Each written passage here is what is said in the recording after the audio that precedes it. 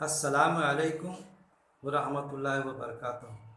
آج کا سبجیکٹ ہے، مضمون ہے، وشے ہے ایک عام انسان، ایک عام مسلمان، پیدائشی انسان کہیے یا پیدائشی مسلمان کہیے، مسلم کہیے، کہ وہ اللہ کو کیسے پہچانے۔ یہ آج کا سبجیکٹ ہے، وشے ہے۔ کیوں کہ دنیا میں اس سرزمین پر بگاڑ کی صورتیں موجود ہیں ہر انسان کے لیے، اور ایون مسلم معاشرے میں بھی بگاڑ کی صورتیں موجود ہیں۔ تو کیا ایسے موقع پر ایک انسان، ایک پیدائشی انسان، اس کے باپ داداؤں کا جو چلے آ رہا ہے دین یعنی زندگی گزارنے کا طریقہ، وے آف لائف، اس پر زندگی بسر کر، وہ چیز اس پر ہم کچھ غور کریں گے۔ جیسا ایک جاٹ کا بچہ جاٹ ہی ہوتا ہے، اس طرح سے آتا۔ ایک شودر کا بچہ شودر ہی ہوتا ہے، سکھ کا بچہ سکھ ہی ہوتا ہے، اور برہمن کا بچہ برہمن ہی ہوتا ہے۔ لیکن اسلام، دین یعنی وے آف لائف، اسلام یعنی فرما برداری۔ کس کی فرما برداری؟ اللہ کی فرما برداری۔ اسلام ایک ایسا دین ہے، ایک ایسا وے آف لائف ہے، ایک ایسا زندگی گزارنے کا طریقہ ہے۔ فرما برداری یعنی اللہ کی فرما برداری ایسا طریقہ ہے کہ ضروری نہیں کہ ایک ایمان والے مسلم کا بچہ، ایک مسلمان کا بچہ مسلمان ہی ہوں گا، ایسا ضروری نہیں۔ وہ الگ بات ہے کہ ہر انسان کو، ہر بچے کو اللہ تعالیٰ دین اسلام کی فطرت پہ پیدا کرتا ہے۔ اس کی پیدائشی طور پر ہر انسان کیا ہے؟ مسلم ہے۔ لیکن جس معاشرے میں پیدا ہوتا ہے، وہ جن ماں باپ کے گود میں وہ اپنی پرورش کرتا ہے، وہ ماں باپ اس کو ان کے اپنے رنگ میں، ان کے اپنے ڈھنگ میں ڈھال دیتے ہیں، جو بھی ان کا رنگ ہوتا ہے۔ جبکہ قرآن میں فرما دیا گیا، ہم قرآن پڑھے تو پتہ چلتا سب سے بہترین رنگ کون سا ہے؟ اللہ کا رنگ۔ اللہ کے رنگ میں رنگ جاؤ۔ تو ایسے حالت میں ایک انسان اگر خود پر توجہ دے کہ آیا میں جن کے گود میں پلا بڑا ہوا ہوں، تو وہ واقعی ایمان پر قائم ہے یا نہیں؟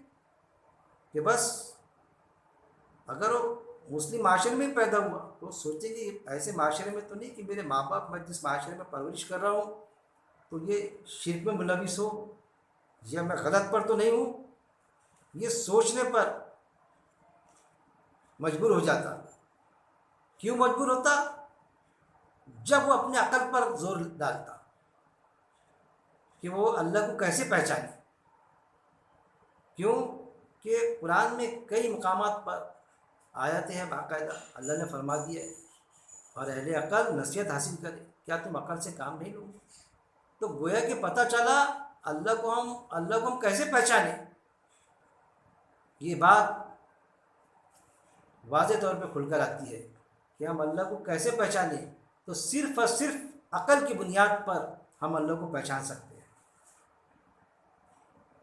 یعنی اب ہمارا حقیقی خدا، حقیقی اللہ، حقیقی مالک، پالنہار، رب، اس کو ہم کیسے پہچانیں؟ عقل کی بنیاد پر، یعنی فلسفہ عقل، کہ ہم عقل پہ زور ڈالیں تو ہم اللہ کو پہچان سکتے ہیں۔ اب عقل، انسان کو اللہ نے اشرف المخلوقات بنایا۔ قرآن پڑھے، ہم ایمان والے ہیں اس لیے ہم کو معلوم ہے، لیکن ایک جنرل انسان، اس کو بھی معلوم ہے کہ انسان عقل مند ہوتا۔ ساری جتنی بھی اللہ تعالیٰ نے جو بھی جاندار پیدا کیے، سب میں زیادہ افضل انسان ہی ہے، وہ بھی اس چیز کو سمجھتا۔ پھر یہ نہیں کہ جانوروں میں عقل نہیں ہوتی، جانوروں میں بھی عقل ہوتی ہے، اتنی تو عقل ہوتی ہے ان میں کہ وہ اپنے مجازی مالک کو، مجازی ولی یا دوست کو، ہمدرد کو پہچان جاتے ہیں۔ ایک کتا بھی رہا تو اپنا مالک کا وفادار ہوتا ہے، ایک دوسرا جانور بھی رہا تو کبھی اپنے مالک پر حملہ نہیں کرتا۔ مجازی مالک اس کا دنیا کا، اتنی عقل ہوتی اس کو، مالک کے بلانے پر آ جاتا، مالک کی آواز پر دوڑ کے اس کے پاس میں چلے آتا، مالک کا گھر بھول جاتا، کبھی بھٹک کے تو مالک کا گھر تلاش کرتا، اتنی عقل ہوتی اس میں، اتنی بھی عقل ہوتی کہ جو اس کو بچہ پیدا ہوتا ہے اس کی محبت بھی اس میں پیوست ہوتی، وہ بھی عقل اللہ تعالیٰ اس کو دیتا، لیکن کہاں؟ دنیا کی حد تک کی۔ لیکن انسان کو اللہ تعالیٰ نے کیسا دیا، کیسی عقل دیا؟ اللہ رب العزت نے ساری مخلوق سے زیادہ عقل، کہ وہ اپنے دنیا کے مجازی جو ہوتے ہیں مالک، آقا، ان کو بھی پہچانتا ہے۔ ولی یعنی دوست، دنیا کے دوست، ماں باپ کیا ہے اس کے ولی؟ یہ میرے ماں باپ ہیں، ان کی میں نے عزت کرنا چاہیے، ان کا میں نے کہا ماننا چاہیے، بزرگوں کا کہا ماننا چاہیے، میرے استاد کی عزت کرنا چاہیے، کہاں سے مجھے فائدہ ہے کہاں سے نقصان ہے دنیاوی، وہ چیز اس کو معلوم ہوتی۔ لیکن اس کے باوجود اس کی عقل یہ بھی تقاضا کرتی کہ یہ میں جس کے ذریعے سے دنیا میں آیا، ماں باپ کے ذریعے، یہ ساری مخلوق بنی، یہ سورج کا نکلنا، مشرق سے نکل کے مغرب میں غروب ہونا، یہ بارش کا ہونا، یہ بغیر ستون کا آسمان، یہ جو نشانیاں ہیں قدرت کی، وہ اس کو سوچتا، انسان کا پیدا ہونا مرنا، اس پر غور کرتا۔ جب اس پر غور کرتا، غور کیسا کرتا؟ عقل کے لیے، عقل سے سوچتا، اس کے ذہن میں یہ بات آتی کہ میں جن لوگوں کے ساتھ میں رہ رہا ہوں، میرے ماں باپ، آیا یہ صحیح راستے پر ہے یا نہیں؟ اس کی عقل اس کو جھنجھوڑتی، جب عقل پہ زور ڈالتا ہے تو، کہ بس یہ جس راستے پہ چل رہا ہے، اگر یہ غلط راستے پر ہوں گے تو میں بھی کوئی غلط راستے پہ چلے جاؤں؟ کیا یہ دنیا جس نے بنائی، یہ دنیا ہمیشہ قائم رہنے والی ہے؟ یہ ایک دن ختم ہونے والی ہے؟ تو وہ سوچتا، جیسے انسان زندہ پیدا بھی ہوتا کسی کے ہاتھ میں نہیں، پیدا کرنا انسان کا، مارنا کسی کے ہاتھ میں نہیں، کسی کی موت آئی تو کوئی کسی کو بچا نہیں سکتا کوئی انسان۔ تو وہ سوچتا کہ سارا جو سسٹم چل رہا ہے آٹومیٹک قدرتی سسٹم، یہ قدرتی سسٹم، تو اس کے ذہن میں ویسے سوال آتا، کوئی تو ہے جو نظام ہستی چلا رہا ہے اور وہی خدا ہے، کوئی تو ہے یہ جو سارا سسٹم چلا رہا ہے، جس نے میرے دل میں میرے ماں باپ کی محبت ڈالی، میرے بہن بھائیوں کی محبت ڈالی۔ انسان کو انسان کا ہی بچہ ہوتا، مور کو مور کا ہی بچہ ہوتا، کتے کو کتے کا ہی بچہ ہوتا۔ کبھی ایسا نہیں ہوتا کہ بکرے کے بچے کو، بکری کو کتے کا بچہ ہو گیا، یا انسان کو کوئی جانور کا بچہ ہو گیا۔ باقاعدہ آیتیں موجود ہیں کہ ہم نے ان کے جوڑے بنائے، جو جس جوڑے کا اسی جوڑے کا بچہ پیدا ہوتا۔ اس پر جب وہ غور کرتا تو سوچتا ہے وہ انسان کوئی تو ہے جو نظام ہستی چلا رہا ہے اور وہی خدا ہے۔ جب اس پر عقل پر زور ڈالتا تو پھر اس کے ارد گرد کے نقشے اس پر غور کرتا، تو ارد گرد کے نقشے اس کو ایسے لگتے کہ یار ایسا کیسا؟ اس کی عقل یہ سوچنے پر مجبور کرتی کہ اگر کسی معاملے میں اس کے ماں باپ، ایسا لگتا کہ غلطی پر ہے، وہ جن کے ساتھ میں رہتا ہے اس کے رشتہ دار اور معاشرہ، اس کو لگتا کہیں نہ کہیں غلطی پر ہے۔ یہ ساری مخلوق جس نے بنایا تو اس کا مالک تو ایک ہی ہوگا، ایک سے زیادہ کیسے مالک ہو سکتے؟ تو یہ کیسا، کبھی اس کی پوجا کرتے، کبھی اس کی پوجا کرتے، کبھی اس کو مالک بناتے، پھر یہ جو چیزیں بنائی اس کو مالک بناتے، خود کے گھڑی ہوئی چیزیں مورتیاں اس کو مالک بناتے، یا جو قدرت سورج کو مالک اپنا خدا سمجھتے، اللہ سمجھ لیتے، اس کی پوجا کرتے۔ وہ عقل پر زور ڈالتا تو پریشان ہو جاتا، اور یہ چاہتا کہ ان سب سے اوپر بھی کوئی ایسی ذات ہے جو یہ ساری چیزوں کو چلا رہی ہے۔ جیسا ابراہیم السلام پریشان ہو گئے تھے، کئی خدا کی پوجا کرتے ہوئے جب انہوں نے دیکھا اپنے رشتہ داروں کو، اپنے چہیتوں کو، اپنے باپ کو اور اپنی قوم کو، تو پریشان ہو گئے کہ اتنے خدا تو ہو نہیں سکتے، ہر ایک خدا اور اس سے بڑا خدا، اس سے بڑا خدا، اس سے بڑا خدا، جو مورتیوں کی شکل میں یا چلتے پھرتے خدا کی شکل میں انہوں نے بنا رکھے ہیں۔ تو یہ بڑے سے بڑا، بڑے سے بڑا، آخرکار وہ بڑوں کا بڑا کون ہے، اور وہ کدھر ہے، اور وہ کدھر ہے تو کیا چاہتا ہے مجھ سے؟ جیسے زندگی بسر کر رہا ہے تو اس کی کوئی گائیڈ لائن ہوں گی کہ میں کیسی زندگی بسر کروں، میں کیسا اس کو مانوں، میں کیسا اس کے قاعدے کے حساب سے جیسا وہ چاہتا ہے ویسے اپنی زندگی بسر کر لوں۔ یہ چیز جب عقل کو کلک کر کے سوچا انہوں نے، ابراہیم السلام نے، تو پھر جیسا قرآن میں آتا ہے نا، اللہ طلب والے کو دیتا، جس میں طلب و طلب رہتی تو اس کو بھی ہدایت ملتی، جس میں طلب و طلب نہ رہے اللہ اس کو ہدایت نہیں دیتا، محروم کر کے رکھ دیتا اس کو۔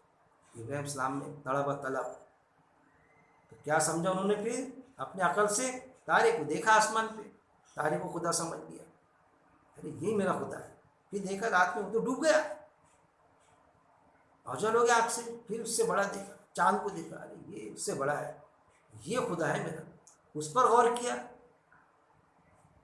وہ بھی ڈوب گیا، ارے چاند بھی ڈوب جاتا، پھر دیکھا اور غور کیا کہ آخر کار میرا اللہ جو ہے ساری کائنات کا مالک کون ہے؟ سورج کو دیکھا، ارے یہ بہت روشن ہے، بہت تیز روشنی، آگ کا گولا، آگ بڑا شکتیشالی، ارے پکے میں یہ میرا خدا ہے۔ آیت موجود ہے باقاعدہ سورہ انعام آیت نمبر 77 سے آیت نمبر 79 آپ نے پڑھ لینا تفصیل سے، اس میں سورج کو سمجھا کہ پکے میں یہ میرا خدا ہے، لیکن جب دیکھا وہ بھی اوجل ہو گیا، سورج بھی اوجل ہو گیا، وہ بھی غروب ہو گیا، صبح نکلا شام میں غروب ہو گیا، ارے یہ غروب ہونے والا، اوجل ہو جانے والا، غروب ہو جانے والا، یہ میرا خدا نہیں ہو سکتا، تارا خدا نہیں ہو سکتا، چاند نہیں ہو سکتا، سورج نہیں ہو سکتا، میرا خدا تو کوئی یہ ہے کہ یہ ساری جو سسٹم چل رہا ہے اس کو چلانے والا ہے۔ تو پھر انہوں نے اللہ کو پہچانا، اللہ نے پھر ہدایت ہی دی تھی، اپنی پہچان کرا دی۔ یہ سارے سوالات قرآن میں موجود ہیں کہ اللہ تو مردوں کو کیسے زندہ کرے گا؟ جب اللہ نے ان کو نبوت دی، سوالات کیے، تو کیا تجھے اعتماد نہیں ہے، بھروسہ نہیں؟ کہا کہ نہیں مجھے بھروسہ تو ہے، بعد میں یہ سلسلے بھی چلے۔ تو اللہ نے پرندوں کا ذکر آتا سورہ البقرہ میں، پرندہ لو اور کاٹ کے چاروں سرے پہ ڈال دو اور پھر آواز دو، دیکھو کیسے زندہ ہوتے، اس طرح ہم زندہ کریں گے۔ یہ چیز عقلی دلائل، مطلب عقل سے خدا کو ماننا، اور جو عقلی دلائل کے ساتھ میں خدا کو مانے گا تو پھر کبھی بہک نہیں سکے گا۔ اندھی تقلید کرے گا بزرگوں کی تقلید، تو پھر کیسا ہوگا؟ کبھی ابو کی تقلید کرا، اندھی تقلید، باپ کے قاعدے کے حساب سے چلا، تو کبھی ماں کے قاعدے کے حساب سے چلا، ماں کو سمجھ کے کہ یہ میری ہمدرد ہے، تو کبھی دادا نے جیسا چلے تھے دادا کے قاعدے کے حساب سے چلا۔ جس پگڈنڈی پر لے کے جائیں گے وہ لوگ جن کا وہ عزت اور احترام کرے گا، اس پگڈنڈی کی طرف لپکنا شروع ہو جائے گا، کیونکہ اس نے عقل کو ایک طرف رکھ دیا۔ یہ ہے تو کیا تھی وقت کے نبیوں میں؟ نبوت دینے کا اللہ کا تھا، فیصلہ ہی تھا، لیکن ان میں طلب و طلب تھی۔ اسی طرح آپ صلی اللہ علیہ وسلم میں بھی طلب و طلب تھی۔ کیا تھی؟ بگاڑ کی صورتیں موجود تھی، باوجود اس کے کہ پہلے انبیاء اکرام آئے تھے، بالکل کتابیں بھی نازل کی تھی، توریت، انجیل، زبور، اللہ تعالیٰ نے۔ اس کے بعد میں لوگوں نے پیٹھ پیچھے ڈال دیا اور اپنے اپنے انداز سے زندگی بسر کرتے تھے۔ آپ صلی اللہ علیہ وسلم پریشان کہ نہیں کہیں بھی تو گڑبڑ ہو رہی ہے زندگی گزارنے میں، باوجود اس کے کہ آپ صلی اللہ علیہ وسلم کیا ایمان والے نہیں تھے؟ ایسا نہیں، ایک اللہ پر تو ایمان تھا آپ صلی اللہ علیہ وسلم کا، لیکن پریشان تھے، جیسے ابراہیم السلام پریشان تھے اپنی قوم سے۔ جب بات سمجھ میں آئی تو پھر ایک اللہ کو مانا، تو پھر قوم نے مخالفت کی ابراہیم السلام کی، باپ نے بھی مخالفت کیا، چلو پھر آگ میں ڈالو، یہ کرو، سارے واقعات ہم کو قرآن میں ملتے۔ ہجرت کرنا پڑا، وہ بھی خود ہو کے ہجرت نہیں کی، انہوں نے ہجرت کروائی، کسی نبی نے خود ہو کے ہجرت کر لی ایسا نہیں، لوگوں نے ایسا پریشان کیا کہ ہجرت کرنی پڑی، نہیں تو تم کو یہاں جان سے مار ڈالیں گے۔ اس وقت میں پھر ہجرت کا حکم ہوا، ہجرت کرے۔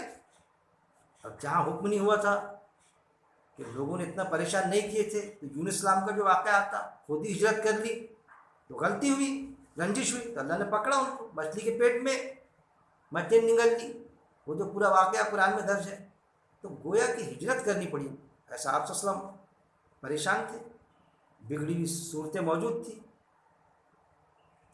ایمان سے کچھ واقفیت تھی، معاشرے میں جو چلتا تھا رواج کے حساب سے، تو آپ صلی اللہ علیہ وسلم نے نکاح بھی کیا تھا نا ماں خدیجہ رضی اللہ تعالیٰ عنہ سے۔ اللہ تو ہے، یہ تو عقیدہ تھا کہ اللہ تو پکے میں ہے، لیکن اللہ میرے سے کیا چاہتا، وہ اللہ مجھ سے کیا چاہتا، کدھر اللہ، کیا ہے اللہ، کیسا میں کیسا کروں۔ یہ نہیں تھا کہ اللہ مجھے نبوت دے دے، اس طرح سے اللہ مجھ سے کیسا چاہتا کہ میں زندگی کیسا بسر کروں، وہ طلب ان میں تھی، اسی لیے آپ وسلم کہاں جاتے تھے؟ غار ہرا میں جاتے تھے، پریشان ہو کے کہ کوئی تو ہے جو نظام ہستی چلا رہا ہے اور وہی خدا ہے، اور وہ مجھ سے کیا چاہتا ہے کہ میں وہ کر گزروں. تو پھر کیا ہوا؟ آیت ہی نازل ہوگی. پہلی آیت نازل ہوئی، اقرا بسم ربک الذی خلق. آپ وسلم پر پہلی آیت نازل ہوئی، آپ وسلم گھبرا گئے. ماں خدیجہ رضی اللہ تعالیٰ عنہ کے پاس میں آئے، مجھے کمبل اڑا دو. کیا کہا ماں؟ ارے آپ تو امین ہو، آپ تو صادق ہو، اللہ آپ کو یوں ضائع تھوڑی کرے گا. تذکرہ کیا اپنے چچا سے یا چچا زاد بھائی جو بھی تاریخ میں آتا، جو عیسائی تھے، کہ ایسا ایسا معاملہ ہوا. ارے انہوں نے کہا یہ تو نبی ہے، ان کو نبوت مل گئی. جو کتاب میں درج ہے ہمارے، ایک نبی آنے والا ہے جس کا نام احمد ہوگا، اور ان کی مخالفت ہوں گی. ہر نبی کی مخالفت ہوئی، اور اس وقت میں جب ان کی مخالفت ہوں گی تو ان کو مکے سے ہو سکتا کہ ہجرت کرنی پڑے.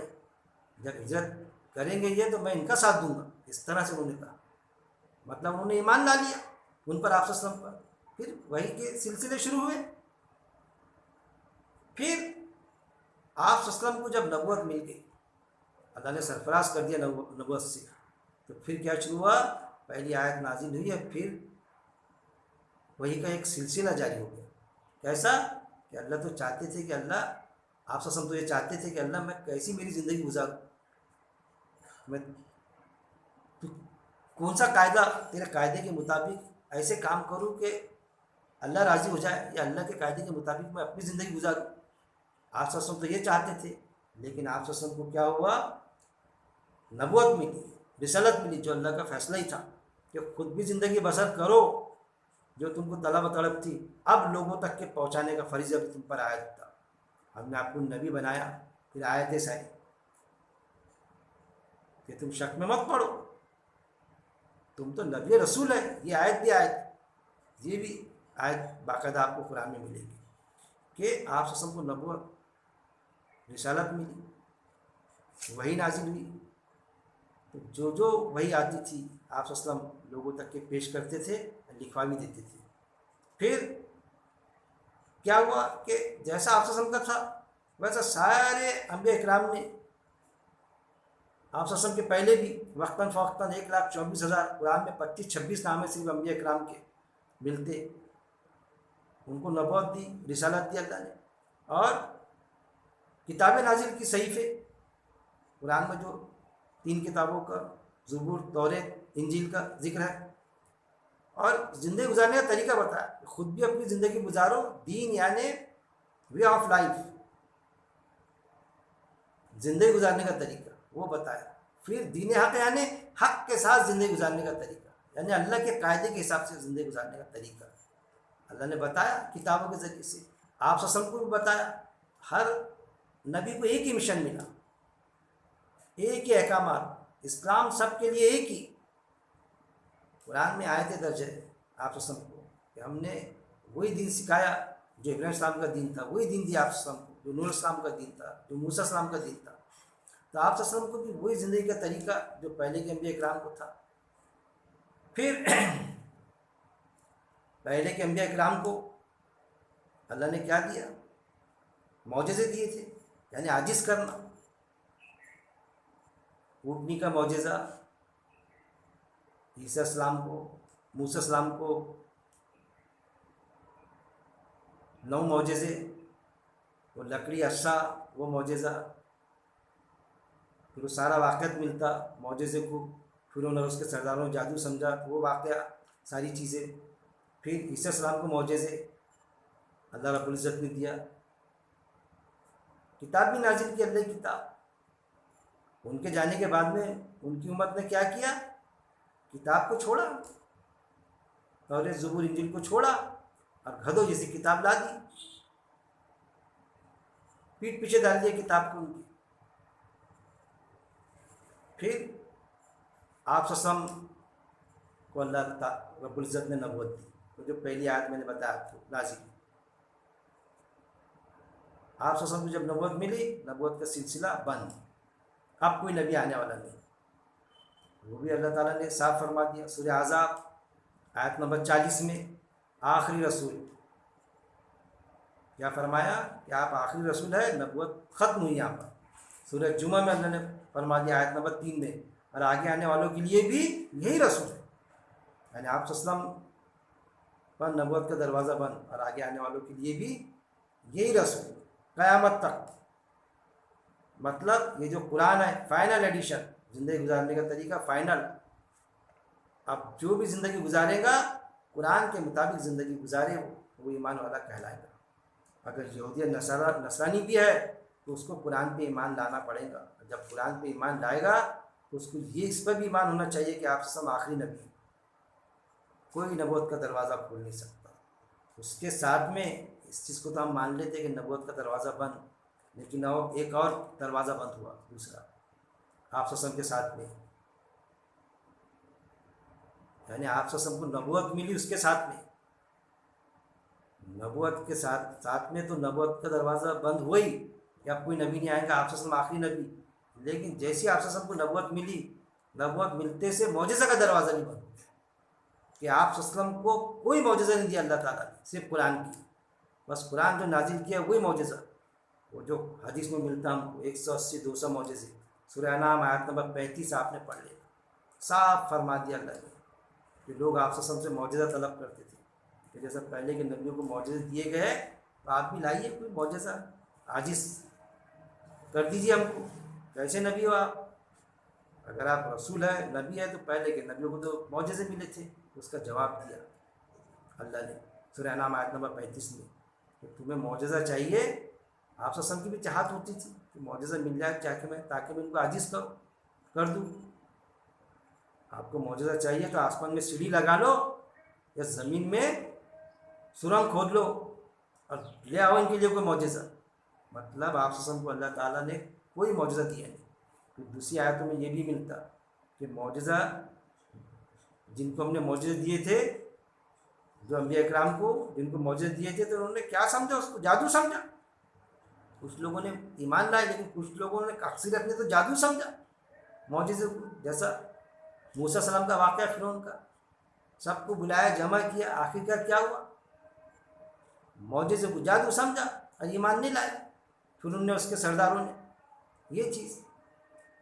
پھر سورہ المائدہ آیت نمبر 3 میں اللہ نے صاف فرما دیا، سورہ الفتح آیت نمبر 2 میں کیا دین مکمل، آپ صلی اللہ علیہ وسلم کو اللہ تعالیٰ نے قرآن مکمل طور پہ دین یعنی زندگی گزارنے کا طریقہ یہ بتایا کہ آج تم پر تمہارا دین ہم نے مکمل کر دیا۔ کس پر؟ آپ صلی اللہ علیہ وسلم کو، یعنی قرآن زندگی گزارنے کا طریقہ کمپلیٹ بتا دیا۔ یہ آیت بھی قرآن میں موجود ہے، سورہ المائدہ آیت نمبر 3، سورہ فتح آیت نمبر 2۔ اس سے لوگ سمجھ لیتے کہ دین جو ہے آپ صلی اللہ علیہ وسلم کو مکمل ہوا، اب پہلے کے نبیوں کو نامکمل دین تھا۔ ایسا نہیں میرے بھائی، ہر نبی کو اللہ رب العزت نے مکمل ہی دین دیا، انکمپلیٹ دین کسی کو نہیں دیا، ورنہ وہ تو پرابلم کریٹ ہو جائے گا۔ یہ چیز کہ وحی کے ذریعے سے پھر سورہ بنی اسرائیل میں اللہ رب العزت نے فرما دیا آیت نمبر 77، سورہ بنی اسرائیل آیت نمبر 77، آپ صلی اللہ علیہ وسلم سے پہلے جو رسول ہم نے بھیجے یہ سنت تھا، یہ سنت ہے، اب تم ہماری سنت میں کوئی تبدیلی نہ پاؤ۔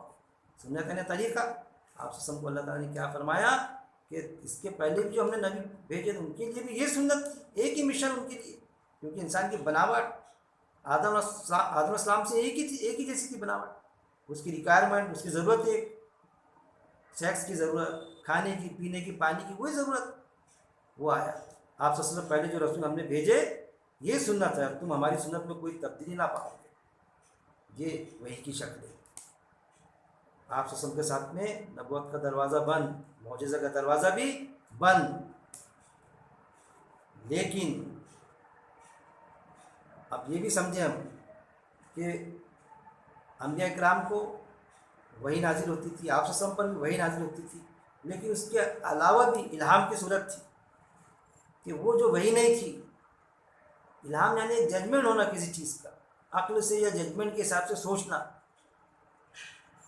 کہ ایک شکل ہوتی کوئی بات سوچنے کی، وہی سوچنے کی نہیں، وہی مطلب ڈائریکٹ اللہ کی طرف سے آتی وہی، اس میں شک و شبہ کی کوئی بات ہی نہیں ہوتی کہ اللہ کی طرف سے نازل ہوتی، جو نبیوں پر نازل ہوتی تھی، اور دوسرا آپ صلی اللہ علیہ وسلم پر بھی نازل ہوتی تھی وہی، اور دوسری وہ شکل بھی ہوتی تھی جو الہام ہوتا تھا، جو آپ سے خود سوچتے تھے اس پر. تو وہی میں الہام میں فرق ہے. الہام کو ہم وہی کی صورت نہیں دے سکتے، دونوں میں فرق ہے. جیسا آپ وسلم جب مکے سے مدینہ ہجرت کی تو مدینہ والوں نے پوچھا کہ بھئی آپ کیسا فصل کیسی اگاتے تھے، آپ کیسی پیداوار کرتے تھے. آپ وسلم سے پوچھا تو انہوں نے کہا ہم اسی طرح سے فصل اگاتے تھے. وہ طریقہ انہوں نے اپنایا تو اس میں فصل برابر نہیں اٹھی، اتپادن برابر نہیں ہوا. تو انہوں نے کہا ہم کو تو فصل میں کچھ یہ نہیں ہوا بلکہ کم پیداوار ہوئی. تو بولی یہ وہ ہمارا طریقہ تھا، آپ اپنے طریقے سے کرو اگر پیداوار نہیں ہوتی. تو گویا کہ آپ وسلم کو غیب کر بھی تھا، کوئی وہی نہیں تھی. وہ آپ وسلم نے اپنا طریقہ بتایا تھا کہ ہمارا یہ طریقہ کار تھا. اسی طرح ایک موقع پر، جنگ کے موقع پر آپ وسلم چاہتے تھے کہ جو دشمن ہے حملہ کرے گا پھر ہم اس کا ڈیفینس کریں گے، اور صحابہ یہ چاہتے تھے کہ ہم اٹیک کریں گے، اس طرح لڑیں گے. آپ وسلم سے پوچھا کہ آپ وسلم یہ اللہ کی وحی ہے کہ یہ آپ کا مشورہ ہے. تو آپ وسلم نے کہا کہ نہیں وحی نہیں، یہ میری رائے ہے. تو پھر آپ کہا صحابہ نے پھر ہم ہماری یہ رائے کر کے پیش کیا. تو آپ وسلم نے ان کی رائے سے متفق ہوئے. تو یہ ہے وہی ہے الہام میں فرق. ایک چیز جو ہم الہام یعنی وہی کے علاوہ دوسری شکل، یعنی خود اپنے تئیں اس کسی شخص کو سوجنا اور یہ سمجھنا گویا یہ اللہ نے ہی سجایا ہے. اس کو کسی بات پر، کسی چیز پر کنفیوژن ہو تو وہ اس نے خود فیصلہ لینا، اس کو خود سوجنا ہو بات. وقت کے انبیاء کرام بھی اس طرح سے کرتے تھے اپنا عمل. آپ وسلم کا بھی عمل تھا، کوئی کچھ چیز وہ خود اس پر غور و تدبر کرتے تھے، خود فیصلہ لیتے تھے اس پر، جیسا اللہ سجاتا تھا. جبکہ وہی نہیں نازل ہوتی تھی کہ بھئی آپ ایسا کرو کر کے، اور وہی جو آتی تھی وہ تو بالکل پکا اللہ کا فیصلہ رہتا تھا، ایسا کرنا ہے مطلب ایسا کرنا ہی ہے، اس میں کوئی کسی کی کوئی گنجائش نہیں تھی. تو وہی کے علاوہ انعام بھی تھا کہ وہ سوچنا اور پھر فیصلہ لینا. جیسا آج بھی ہوتا کسی کو کہ کسی بات پر ہم متفق ہو جاتے کہ بھئی سروس کے 3-4 جگہ کے کال آ گئے، بھئی کہاں کہ سب اچھی جگہ کی سروس دکھ رہی، سب میں پیمنٹ اچھی، کہاں جوائنٹ ہوں میں، کون سی سروس اپناؤں میں. تو وہاں پر انسان کنفیوز ہو جاتا. تو پھر اللہ سے دعا کرتا کہ اللہ کچھ میرے کو ایسا سجا. تو پھر وہ ویسی شکلیں بنتی الہام کی کہ خواب میں دکھتا اس کو کہ بھئی فلانا اس طرف، ایک طرف راغب ہوتا، اس کا ذہن جاتا ادھر، تو وہ سوچتا فیصلہ لیتا کہ اللہ چاہتا کہ بھئی ادھر، یہ اللہ کا فیصلہ ہے کہ اللہ مجھ سے ایسا چاہتا ہے کہ یہ میں اس جگہ جوائن ہو جاؤں، کہ بھئی یہاں نہیں، اس سروس پر ضلع پریشد میں نہیں، اسٹیٹ گورنمنٹ میں جوائن ہو جاؤں میں. ہر جگہ کے اس کو 3-4 جگہ کال آ جاتے، کبھی بچی یا بچوں کے رشتے آ جاتے. اس وقت میں انسان کنفیوز ہوتا کہ میری بچی کا کہاں رشتہ کروں، 3 رشتے ہیں، کنفیوز ہو جاتا. تینوں بھی اچھے دکھائی دیتے. تو اس ٹائم پر پھر لوگ کسی کو بولتے کہ بھائی آپ وہ کیجئے، وہ خود کو اس کو الہام ہوتا. استخارہ میں بیٹھیے آپ، تو وہ پھر وہ بیٹھتے، کچھ لوگ یہ بھی شکلیں دکھتی ہم کو، استخارہ کرے، خواب میں دکھا بھائی آپ ایسا کرو ایسا. تو اصل میں ہمارے کام کا دوسرے کو استخارہ وہ کچھ عجیب لگتا. ہم خود اپنے تئیں سوچیں، ہمارے کام کی دوسروں کو اللہ سجائیں گا ایسا تھوڑی، ہم کو سجائیں گا. ہماری چیزیں ہم کو ہمارے سمجھ میں آئیں گی، ہم جو فیصلہ لیں گے. لیکن الہام کبھی بھی وہی نہیں ہو سکتی. لوگ اس کو کیا سمجھ لیتے، خود پوچھتے بھی دوسروں سے، اب پھر وہ پوچھ کے جو فیصلہ کیے اور اس میں بہت کامیابی ہوئی، ارے یہ بہت بڑی ہستی ہے، پھر وہ بہت بڑی ہستی ہو جاتی. گویا کہ اللہ کی طرف سے وہی نازل ہو رہی ہے، اللہ کی طرف سے احکامات نازل ہو رہے ہیں. وہ چیز کچھ بہت سارے ہیں لیکن کچھ وہی کی بدلی ہوئی شکل. اس طرح سے وہ وہی تو بول نہیں سکتے، نبوت کا دروازہ بند ہے، لیکن ایسا ڈائریکٹ انڈائریکٹلی ایسا کرنٹ لگانے کی کوشش کرتے. تو انعام یعنی اب ہم کو کچھ سوچ جانا، خواب کے ذریعے سے سوچ جائے کوئی بات پر، جس بات پر ہم کنفیوژن ہو جائے. مطلب وہی اور معجزے کا سلسلہ ختم، اس سے انکار نہیں کیا جا سکتا کہ آپ وسلم کے ساتھ میں وہی کا بھی سلسلہ ختم اور معجزے کا بھی سلسلہ ختم. لیکن باوجود اس کے بعض ایمان والے اللہ سے رابطہ کچھ اس طرح قائم کرنا چاہتے ہیں کہ جیسا انبیاء اکرام کو زندگی گزارنے کے احکامات ڈائریکشن مل جاتی تھی. لیکن کیا ہے، کچھ لوگ کیا چاہتے کہ وہی کا سلسلہ تو بند، معجزے کا بھی سلسلہ بند، تو کرامات مل جائے کچھ ان کو، جیسا کرامات کے دروازے کھولے، وہی کا سلسلہ تو کر نہیں سکتے، تو ایک ایسا جیسا اللہ سے ان کا ایک رابطہ قائم ہو گیا پرسنل،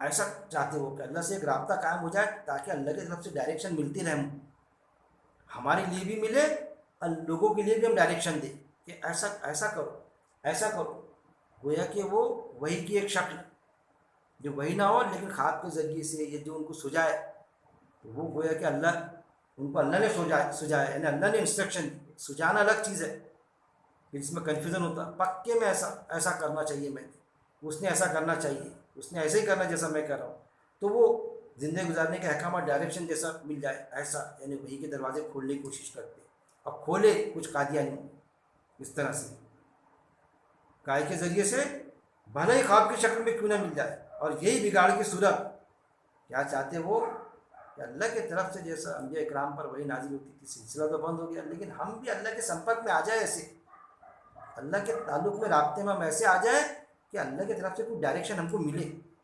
انفرادی طور پر ہماری زندگی کے لیے ملے، خود کے لیے ملے، اور ایسی بھی ملے کہ لوگوں کی زندگی ہمارے بولنے سے اللہ نے ہم کو سجایا، اللہ نے بتایا ہم کو، اور ہم لوگوں کو بھی ڈائریکشن دینا شروع کرے، اور یہی بگاڑ کی صورت تصوف اور کرامات کا راستہ اختیار کرتی ہموار کرتی۔ یہ جو صورت بنتی کہ اللہ سے میرا پرسنل رابطہ قائم ہو گیا، تو پھر قائم میں پڑتا ہو تصوف میں، صوفی قادیانی کا جو تھا نا، وہ جو تھے غلام احمد قادیانی صاحب، تو وہ اصل میں پہلے تصوف میں ہی تھے، اب بعد میں پھر ایسا وہ اللہ ایسا بتایا اپنے آپ کو کہ اللہ کے سمپرک میں چلے گئے، پھر اللہ کی طرف سے ان کو جیسا احکامات آ رہے، انہوں نے قرآن سے بھلے انکار نہیں کیا لیکن اس چیز میں گئے، وہی تو نہیں بولتے لیکن شکل بھی بدلی ہوئی شکل تصوف۔ تو آپ دیکھیں گے جو تصوف میں ڈوبے رہتے، بڑے بڑے انجینئر ڈاکٹر تک کے اس میں پڑھے لکھے بھی لوگ ہیں، جب ان کی مجلس ہوتی تو مجلس میں پھر وہ ایسے جنون کا شکار ہو جاتے کہ وہ بھول جاتے کہ میں ڈاکٹر ہوں، میں انجینئر ہوں، جنون میں بالکل، کہ ان کے لوگ پکڑنا پڑتا ان کو، کیونکہ وہ ایسا ان کو خود کو خیال بھی نہیں رہتا، وہ ایسا جذبے میں جوش میں پڑ جاتے کہ بعد میں بتاتے کہ واقعی میں کیا کر رہا تھا مجھے معلوم نہیں تھا، بس اللہ اللہ جیسا اللہ کے سیدھا سمپرک میں چلے گئے، ڈائریکٹ اللہ سے رابطہ قائم ہو گیا ان کا، اس طرح سے گویا کہ اللہ کی طرف سے احکام آنا شروع ہو گئے، ڈائریکٹ سمپرک میں چلے گئے، اس طرح سے تصوف کی شکلیں بنتی، پھر کرامات کی شکلیں بنتی، کہ پھر چمتکار کو نمسکار، پھر کچھ ایسے لوگ اس میں نکلتے کہ ان سے بتائی گئی چیز کرامات، کسی کو بچہ نہیں ہو رہا ہے جاؤ وہاں پر کچھ ہفتے پورے کرو، ان کا پانی لو، یہ کرو، تو پھر وہ کرامات، اس کو بچہ ہو گیا، فلانی کا نوکری لگ گئی، پھر اور کچھ ایسے معجزے کے دروازے کھل جاتے، ایسا معجزہ ویسا معجزہ، یہ ساری شکلیں وجود میں آتی، ان چیزوں کو ہم کو سمجھنا پڑے گا، جب تک کہ ہم ان چیزوں کو سمجھیں گے نہیں، صحیح معنوں میں ہم اللہ کی پہچان سے ناواقف رہیں گے، باوجود اس کے کہ ہم لسٹ میں ہوں گے مسلمانوں کی، لیکن ہم خرافات میں ہمارا ایمان، ہمارے عقائد کیا رہیں گے، ایسے لوگ ایسا بدل دیں گے کچھ لوگ کہ وہ خرافت والے بن جائیں گے، ہم تو یہ سمجھیں گے کہ ہم برابر اللہ کے راستے پہ چل رہے ہیں، لیکن وہ شکلیں بدلی ہوئی رہیں گی، جیسے تصوف کا شکار ہو جانا، پھر ایسی غلط فہمی میں مبتلا ہو جانا کہ میں بہت بڑی ہستی ہوں، میرے کو الہام ہوتا اور میرے بارے میں بھی ڈائریکشن ملتی ہے، لوگوں کے بارے میں بھی مجھ کو ڈائریکشن مل جاتی، اس کا شکار ہو جاتا، جبکہ فلسفے کے معنی رہتی عقل۔ غلام احمد گاندھی صاحب نے اس پر بتایا، لیکن انہوں نے یہ بتایا ایک فلسفہ ہوتا ہے، ایک تصوف ہوتا ہے، ایک الہام ہوتا ہے، ایسا تین بتایا، فلسفہ عقل کی بنیاد پر ہوتا، میں جو آپ کو بتا رہا ہوں، میں جو سمجھا کہ فلسفہ جو عقل ہے ہماری، قرآن میں عقل کو ٹھیک کیا اللہ تعالیٰ نے، وہی مین ہے کہ عقل کی بنیاد پر ہم اللہ کو سمجھیں، تو پھر انسان کبھی نہیں بہکے گا، باوجود اس کے کہ انسان کی عقل محدود ہے، عقل ہی ہم کو یہ سجائیں گی کہ ہم یہ سمجھیں کہ ہماری عقل محدود ہے، ضرورت سے زیادہ سوچنے کی نہ کریں ہم، کہ ضرورت سے زیادہ سوچیں ہم، تو ضرورت سے زیادہ ہم سوچیں گے تو پھر انسان کیا ہے، پگلے پن کا شکار ہو جائے گا، کیونکہ عقل ہماری محدود ہے. انسان کی ساری صفت محدود، عقل بھی محدود، لمیٹیڈ، اور اللہ کی ساری صفت لامحدود، ایسی لامحدود جس کی کوئی چرن سیما نہیں، لامحدود. ہماری عقل بھی جو ہے سارے جاندار ان سے زیادہ ہے، اشرف المخلوقات ہے، لیکن عقل ہماری محدود ہے. تو ہم اس کا بھی لحاظ رکھیں اور عقل کے حساب سے ہم سوچیں اور اللہ کو پہچانیں. اور یہ پہچانے اللہ کے پہچان کے بعد میں کہ جب ہم کو یقین ہو جائے کہ واقعی یہ قرآن گائیڈ لائن ہے اللہ کی طرف سے، اس کو کوئی چیلنج نہیں ہے، بالکل ہم اسی چیز پر پہنچتے، تو پھر ہم قرآن کے مطابق ہماری زندگی بسر کریں. اور جو قرآن کے سے ٹکرانے والے عقائد ہے اس کو ریجیکٹ کرتے جائیں، ہم ہر ایک آیت پر ہم غور و تدبر کریں، اس کے مطابق ہماری زندگی بسر کریں. ایسا آتا نا سورہ فرقان آیت نمبر 73 میں اللہ نے صاف فرما دیا ہے رحمان کے بندوں کی صفت. جب ان کے سامنے کوئی آیت پیش کرتا ہے، اللہ کی آیت کوئی پیش ہوتی ہے تو اس میں اندھے بہرے ہو کے نہیں گھستے، بلکہ اس پر غور و تدبر کرتے. یہ ہے تو ایمان والے کی یہ پہچان ہے رحمان کے بندے کی صفت، کہ وہ کسی نے آیت پیش کی ہے، چاہے میں پیش کروں یا کوئی اور، تو اس پر آیت پر غور و تدبر کرنا چاہیے اور اس کے مطابق اس کو سمجھنا، پھر زندگی بسر کرنا. جب ہم غور و تدبر کریں گے ہم کو پراپر گائیڈ لائن ملے گی، اور اللہ طلب والے کو دیتا ہے. اور جب غور و تدبر کریں گے تو جو بگڑے ہوئے عقائد ہے، ایسی حدیثیں جو قرآن کی آیت سے ٹکرائیں گی تو پھر وہ حدیثیں ہم ریجیکٹ کرتے جائیں گے، کیونکہ قرآن میں وہ آیت بھی موجود ہے کہ ایک آیت دوسری آیت سے نہیں ٹکراتی، آیت سے نہیں ٹکراتی. اللہ کا ضابطہ ہے، بالکل چیلنج اللہ کا، ایک آیت دوسری آیت سے نہیں ٹکراتی. ہاں انسان کا لکھا ہوا کلام رہے گا، کتنا بھی بڑا ہو انسان ہو، اس نے لکھا تو وہ انسانی کلام ہے، وہ تو اس کا کلام ایک دوسری ایک جو لائن لکھا دوسری لائن سے ٹکرا جائیں گی. یہ تو قرآن اللہ کا کلام ہے اور یہ اللہ کا چیلنج ہے، کوئی آیت ایک دوسری آیت سے ٹکراتی، کہیں پہ کچھ کہیں پہ کچھ. لیکن حدیث قرآن سے کی آیت سے ٹکرا جاتی ہے، کیونکہ حدیث انسان کی لکھی ہوئی ہوتی ہے. اسی لیے آپ کو یہ بھی قول ملتا کہ میں نے جو کہا میں اس کا مکلف ہوں، اس کا ذمہ دار ہوں، تم نے کیا سنا اور کیا سمجھا اس کا ذمہ دار میں نہیں ہوں. ان قولوں پر، یہ اقوال جو آپ سے کے اس پر بھی، جو حدیث میں ملتے اس پر بھی ہم نے سوچنا چاہیے. پھر بنی اسرائیل جس بل میں گھسی اس بل میں میری امت بھی گھسیں گی اور ان سے زیادہ گھسیں گی، اس پر بھی ہم نے غور کرنا چاہیے. جس بل میں یہود و نصارہ گھسے، اللہ کی کتابوں کو چھوڑا تھا اور گدھوں ایسی کتاب لا دی تھی. ہمارے پاس بھی ایسا تو نہیں ہو رہا ہے کہ ہم قرآن کو ہم چھوڑ دے رہے، ایمان ہونے کے بعد میں ٹراکو سے کتاب ہے، اس وقت میں گدھے تھے تو گدھوں ایسی کتابیں. آج اگر آیت نازل ہوتی تو یہ آتا تھا کہ ٹراکو سے کتابیں لا لی انہوں نے، لائبریری کی لائبریری بھری ہوئی. کہیں ایسا تو نہیں کہ گڑبڑ ہو جا رہی ہے. تو ہم ایک ضابطہ بنائیں کہ ہم قرآن سے حدیث کو سمجھیں گے، حدیث سے قرآن کو نہیں سمجھیں گے، قرآن سے حدیث کو سمجھیں گے، کیونکہ قرآن ہمارا بنیادی عقیدہ ہمارا قرآن پر ہے. کیونکہ حدیثوں میں گھسڑ پھسڑ ہوا، حدیثوں میں تواریخ ہے، باقاعدہ واقعات ہے. چھٹے خلیفہ حضرت عمر رضی اللہ تعالیٰ عنہ کے حقیقی نواسے عمر بن عبدالعزیز، انہوں نے ایک کو پکڑا تھا مسجد میں باقاعدہ، ارے یہ کہاں سے حدیث گھڑا، کیونکہ قرآن پڑھتے تھے. اس نے کہا میرے استاد سے سنا، استاد کے پاس گئے، استاد نے، میں ہمیشہ یہ واقعہ بولتا تواریخ کا، کہاں سے کیا کیوں، بولے میں یہ کہاں سے قرآن سے ٹکراتا ہے، گھڑی ہوئی حدیث کہاں سے لائے، کیوں بولتے. بولے لوگ نماز پڑھنا شروع کر دیں گے اور نیکی پر آمادہ ہو جائیں گے، یہ ایسے نیک کام کے لیے میں نے یہ حدیث گھڑا ہوں. اس پر سزا دی انہوں نے. اس نے کہا شخص نے کہ میں نے 4000 حدیث تو معاشرے میں ڈال دیا، اس سے کیسا تم بچائیں گے، اس پر تو سزا دے دی خلیفہ نے تم نے مجھے. انہوں نے کہا جو قرآن پڑھے گا تو وہ تیری اس گھڑی ہوئی حدیث سے بچ جائیں گا.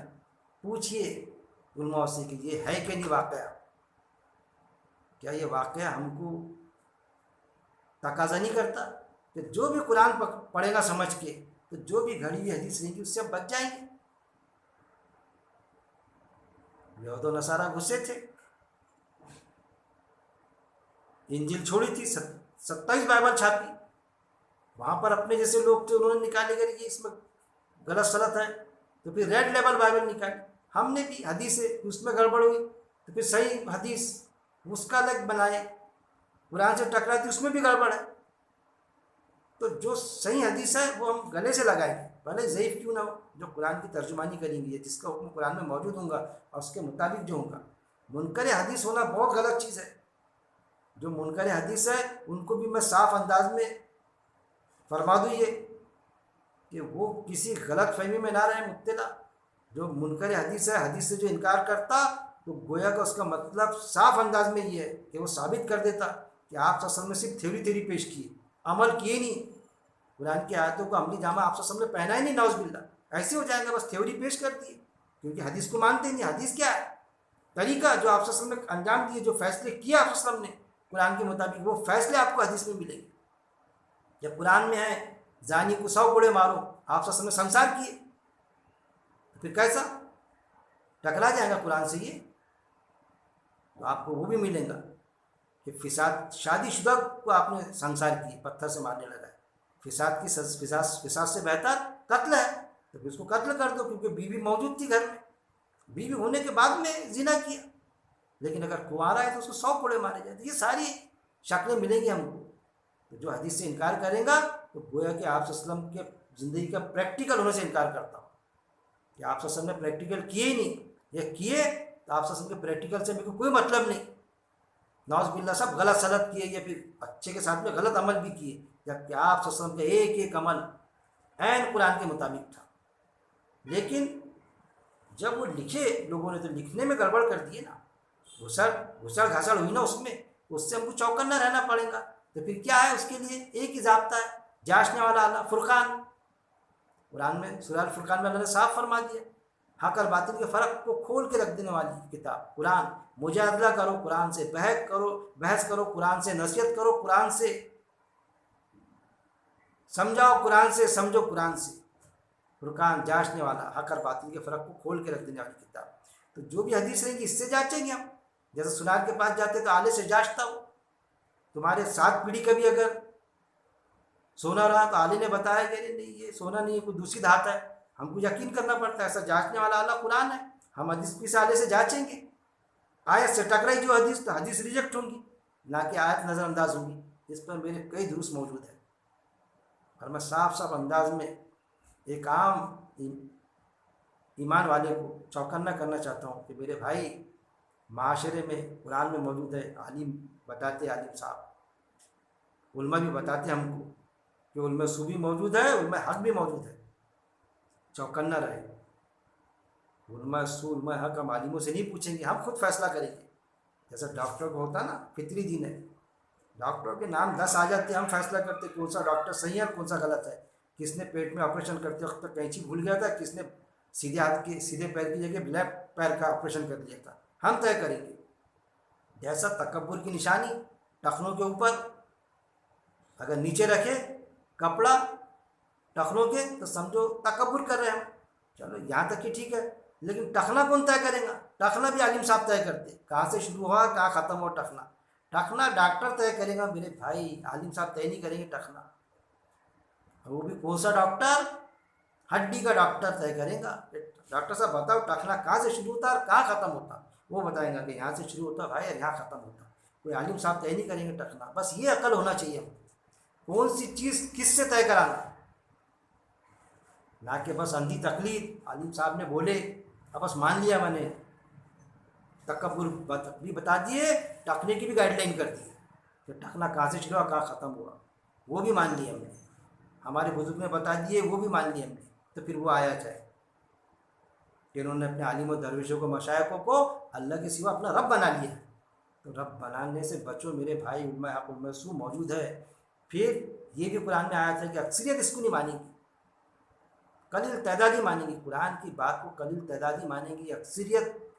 آپ کو ایسا لگے گا اتنے سارے لوگ غلط ہو سکتے ہیں. قرآن کہتا غلط ہے. قرآن سے ٹکراتی ہے اگر کوئی حدیث کوئی بات تو غلط ہے. معجزے کا دروازہ بند, کوئی کرامت نہیں. آپ وسلم کو 180-200 معجزے بتائے جاتے ہیں. ان شکلوں سے ہم کو نکلنا پڑے گا. اب بہت ایزی ہے, بہت آسان ہے. قرآن کو ترجمے سے پڑھنا شروع کر دو میرے بھائی. درس قرآن سنو, درس قرآن پیش کرو, آیت پر غور و تدبر کرو.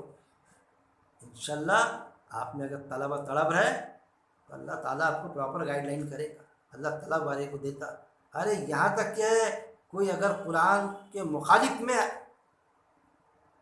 کے لیے اگر قرآن کو سمجھنا چاہیں گا اس کے ورودھ کے لیے تو بھی اللہ تعالیٰ ہدایت دے دے گا. جیسا عمر رضی اللہ تعالیٰ عنہ کہ آپ صلی اللہ علیہ وسلم کے لیے تلوار لے کے نکلے تھے.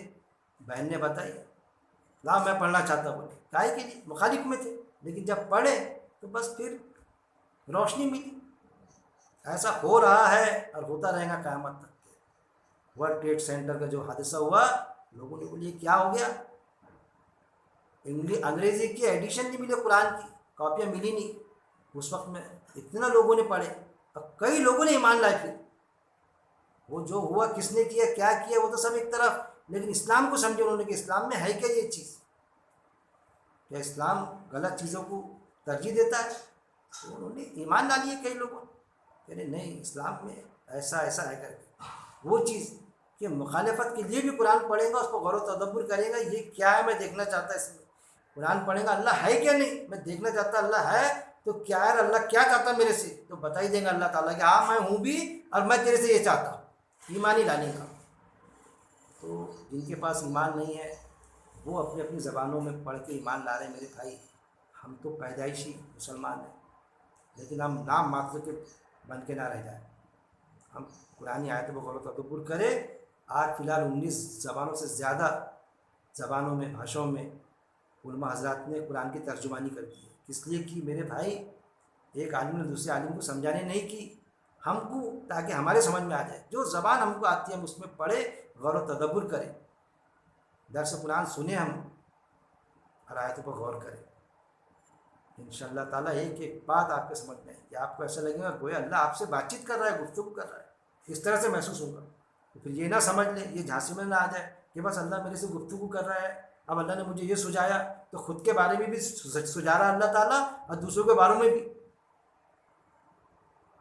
خود کے بھی خود کے فیصلے چیز جو سجائے ٹھیک ہے، لیکن اس کو وہی جیسا اللہ میرے کو بس ایسی کرو. ارے کئی چیزیں ایسی تھی آپ صلی اللہ علیہ وسلم کو غیب کا علم نہیں تھا، جو وہی آتی تھی وہی پرفیکٹ کہتے تھے اللہ تعالیٰ. آپ صلی اللہ علیہ وسلم اللہ کے رسول صلی اللہ علیہ وسلم کچھ چیزیں ایسی جو آپ صلی اللہ علیہ وسلم خود سوچتی تھی تو وہ صحیح ثابت بھی ہوئی. جیسا وہ فصل کے بارے میں کہ بھائی ہم ایسی فصل اگاتے ہیں. جنگ کے معاملے میں صحابہ نے اگر ہم باہر نکل کے کریں گے نکل کے کریں گے، کوئی بات نہیں تھی ایسی. یہ چیزیں اور جو وہی تھی وہی تو پرفیکٹ تھی، اس میں آپ سب چاہ کر بھی کوئی بدل نہیں کر سکتے تھے، کوئی خیانت نہیں کی. وہی کا سلسلہ بند، معجزے کا سلسلہ بند، کوئی کرامت نہیں، کوئی معجزہ نہیں. اب قرآن پڑھو، قرآن ہی سب سے بڑا معجزہ. اور عقل سے سوچو کون سی آیت کیا تقاضا کر رہی ہے، آیت کی اسپرٹ کو سمجھو اور اس کے مطابق زندگی بسر کرو. میرے بھائی یہی سب سے بڑا آج کا موجودہ حالت کے تحت. ورنہ کیا ہے، ایسے ایسے لوگ ہیں جن پر تمغے لگے ہوئے بڑے بڑے عالموں کے اور پراپر گائیڈ لائن کی طرف کی جگہ گمراہ کر رہے ہیں. اور ایسے بھی علماء موجود ہے جو بالکل پراپر گائیڈ لائن کر رہے ہیں بیچارے. وہ بھی پڑھے ہم. اللہ سے دعا ہے کہ اللہ رب العزت قرآن کو پڑھنے، سمجھنے، ایک ایک آیت کو سمجھنے، اس پر غور و تدبر کرنے اور اس پر عمل کرنے، اس پر موت تک جمع رہنے کی میرا مالک توفیق دے. وآخر دعوانا ان الحمد للہ رب العالمین.